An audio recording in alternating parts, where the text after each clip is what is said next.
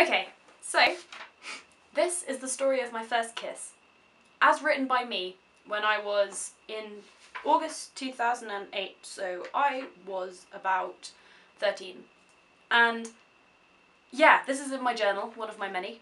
And if I screw up at any point, it is because the writing is this big. I don't know if you can actually see quite how small it is and how bad it is, but it is bad.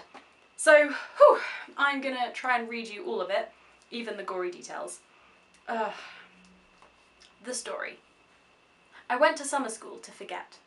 Bad things had happened the week before that I wasn't ready to face yet. So, SS was an easy way to escape for a week. On the team building day, on the first day, I saw this guy who just stood out from the crowd. He wore jeans and walking boots and had a dry, throaty voice from smoking too much weed. That's the bit I couldn't tell many people. So he seemed like a nice guy, so a few days later I started to talk to him.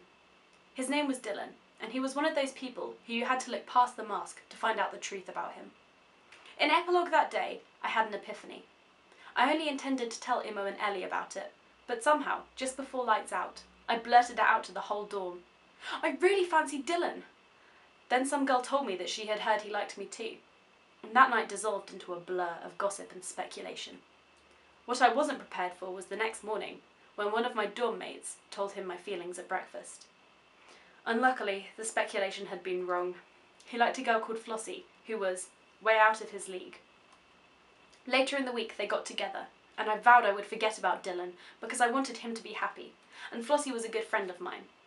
In my head, I was even considering a rebound plan, but nobody knew, and still don't, about that. Whoops.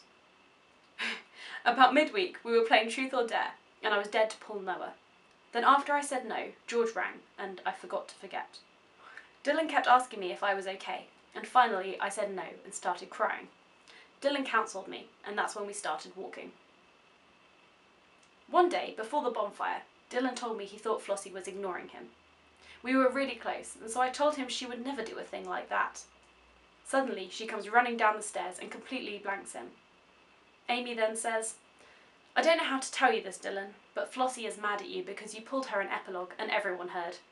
She was really embarrassed. We thought they were okay by the time the bonfire rolled around, but Flossie and Dylan went for a walk, and while we all thought they were pulling, it turns out she was dumping him.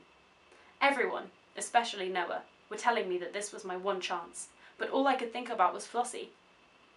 Then Dylan and I went for a walk. "Basically," I said, "I fancied the fuck off you all week." I wasn't prepared for the answer that came though. "I've liked you too. You were my primary fancy," he said. Flossie was only my second. "I guess we should pull." "I guess we should pull now then," I said. Oh my god, your tact is just amazing, Lucy. He leant towards me, and after about a second and a half I backed away. He was good. It was just an unexpected sensation. "In your own time," he said, and we pulled again. This time it was longer, about 10 seconds. As we were walking back, holding hands, he told me some interesting things. He stole his boots from the pub. He wasn't a bad puller.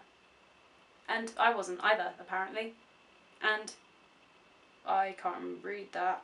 When we got back, it was like a dream. Flossie forgave me, and we nearly pulled an epilogue, and everyone was happy. There you go, that's my first kiss, as told by me when I was 13 years old. I hope you enjoyed that. I'll see you tomorrow.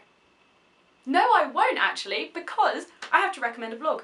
I am going to recommend to you today Rat Shackles, because that's my friend MC and she is very good and very funny, and I think we might have collabed by now, but maybe not. I don't know. Yeah, subscribe to MC because she's awesome. There's a link in the down bar. Have a nice day. Oh.